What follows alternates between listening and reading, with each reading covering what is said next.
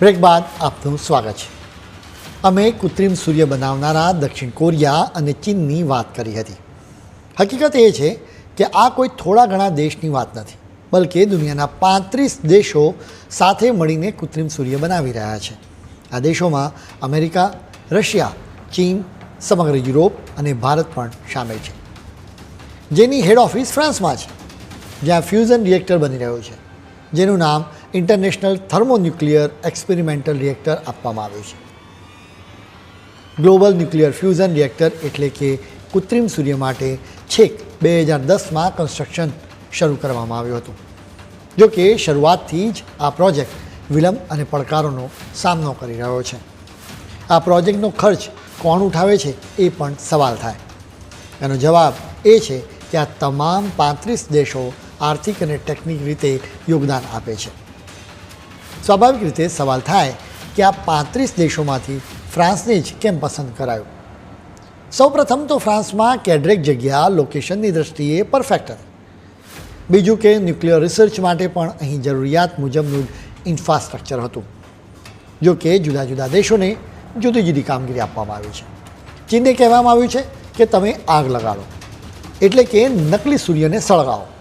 દક્ષિણ કોરિયાને પણ એવી જવાબદારી આપવામાં આવી છે. ભારતને પણ અમુક જવાબદારી આપવામાં આવી છે. એટલે ભારતનો પણ કૃત્રિમ સૂર્ય બનાવવામાં રોલ રહેલો છે. એટલે કોઈ એક દેશ આગળ નીકળી જશે એવી કોઈ વાત નથી. બધાએ ટેકનોલોજી શેર કરવાની છે. આ કૃત્રિમ સૂર્યથી કેવી રીતે વીજળી જનરેટ થઈ શકે એની અમે વાત કરીશું. અમે ફ્યુઝન ટેકનોલોજી વિશે જાણકારી આપી હતી. સાથે જ અમે તમને 2 ટાઈપના હાઇડ્રોજન, ડ્યુટેરિયમ અને ટ્રિટિયમની પણ જાણકારી આપી હતી. જેમ બ્રેડના 2 પીસને મિક્સ કરી દેવાથી કામ પૂરું થતું નથી, એ તો સિમ્પલ સેન્ડવિચ કહેવાય. તમારે એને બેક કરવી પડે. ફ્યુઝનમાં પણ હાઇડ્રોજનના 2 આઇસોટોપ ડ્યુટેરિયમ અને ટ્રિટિયમને જોડવાથી કામ ન થાય. એવી સ્થિતિમાં તેમને ખૂબ જ ગરમી પણ આપવી પડે. સવાલ એ છે કે જેને આપણે જોઈ જ ન શકીએ એવા હાઇડ્રોજનના આઇસોટોપ્સને કેવી રીતે જોડી શકાય. ક્રિએટિવ વિજ્ઞાનીઓએ એનો પણ ઉકેલ શોધી નાખ્યો છે. ચુંબકની અદૃશ્ય તાકાતનો તમે અનુભવ કર્યો હશે. એનાથી 2 ચુંબક એકબીજા સાથે જોડાય છે. વિજ્ઞાનીઓએ પણ વિશાળ ચુંબક બનાવ્યા છે. એનાથી હાઇડ્રોજન અને ટ્રિટિયમ એકબીજા સાથે જોડાયેલા રહે છે અને તેમને કંટ્રોલ કરી શકાય છે. એટલે ફ્યુઝન માટે પરફેક્ટ સ્થિતિ રહે છે. જો કે આ 2 આઇસોટોપને સાથે લાવ્યા બાદ તેમને સળગાવવા પણ જરૂરી છે. એના માટે વિજ્ઞાનીઓ સુપર પાવરફુલ લેઝર્સનો ઉપયોગ કરે છે અને આખરે પાવર જનરેટ કરી શકાય અને તમારા ઘરમાં અજવાળું થાય. આખી પ્રક્રિયા માટે ટોકામેક નામનું ડિવાઇસ બનાવવામાં આવ્યું છે, જેમાં પાવરફુલ મેગ્નેટિક ફિલ્ડથી હાઇડ્રોજનના આઇસોટોપ્સને કંટ્રોલ કરી શકાય છે. આ એક રશિયન શોધ છે. અમેરિકા અને યુરોપે પણ કૃત્રિમ સૂર્ય માટે એના પર જ આધાર રાખવો પડે છે. આજની તારીખે જેટલા પણ ન્યુક્લિયર ફ્યુઝન રિએક્ટર એટલે કે કૃત્રિમ સૂર્ય બની રહ્યા છે એ મોટાભાગે ટોકામેક પર જ આધારિત છે. અમે તમને આ પહેલાં કહ્યું હતું કે ચીન અને દક્ષિણ કોરિયા અસલી સૂર્યના મધ્ય ભાગ કરતાં પણ વધારે ગરમી પેદા કરી શક્યા છે. જો કે એ ગરમી માત્ર થોડી મિનિટ્સ જ રહી. જો કરોડો લોકોના ઘરોમાં વર્ષના 365 દિવસ વીજળી પહોંચાડવાની હોય તેવો કૃત્રિમ સૂર્ય બનાવવો પડે જે હંમેશા સળગતો રહે. બસ આ જ મુશ્કેલી છે. આ જ દિશામાં સાયન્ટિસ્ટ અત્યારે પ્રયાસ કરી રહ્યા છે. કૃત્રિમ સૂર્ય 2035 સુધીમાં તૈયાર થઈ જશે એમ કહેવામાં આવી રહ્યું છે. આ કૃત્રિમ સૂર્યનું સીધું કનેક્શન આપણા ગુજરાતની સાથે પણ જોડાયેલું છે. અમે તમને જણાવ્યું હતું કે બીજા બધા દેશોની સાથે આપણું ભારત પણ આ પ્રોજેક્ટ્સમાં જોડાયેલું છે.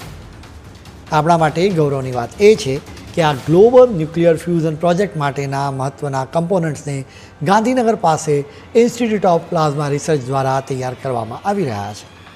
બહુ જ ઓછા લોકોનો ખ્યાલ હશે કે આ મહાન પ્રોજેક્ટ માટે ગુજરાતમાં 1990ના દશકોમાં જ પ્રયોગની શરૂઆત થઈ ગઈ હતી.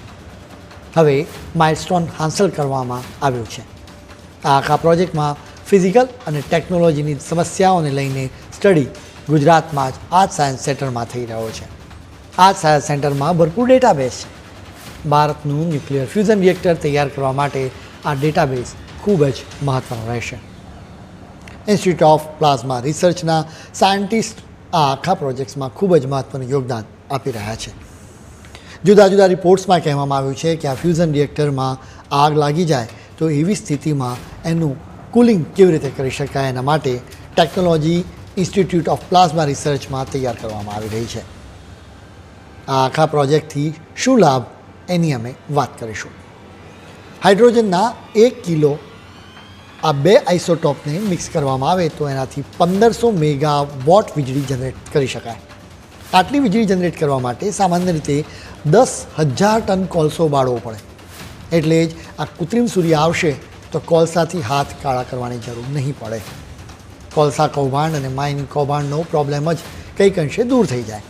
એટલું જ નહીં, પેટ્રોલ અને ડીઝલની જરૂરત પર નહીં પડે.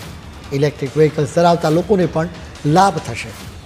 અત્યારે વીજળીના દર અનેક લોકોને પરવડી શકે એમ નથી. જો કે આ કૃત્રિમ સૂર્યના કારણે તમારું ઇલેક્ટ્રિસિટીનું બિલ પણ ઓછું આવશે. આ આખા પ્રોજેક્ટ્સમાં અત્યારે યુરોપિયન યુનિયન, ચીન અને સાઉથ કોરિયા આગળ છે. અલબત્ત અમે કહ્યું એમ ભારતનું પણ મહત્ત્વનું યોગદાન છે. હવે આ સમગ્ર પ્રોજેક્ટમાં કયા પ્રકારના પડકારો રહેલા છે અને ભારત દ્વારા સૂર્યને સલામ વિશે અમે તમને વધુ જાણકારી આપીશું. પરંતુ અત્યારે સમય છે એક વધુ બ્રેકનો.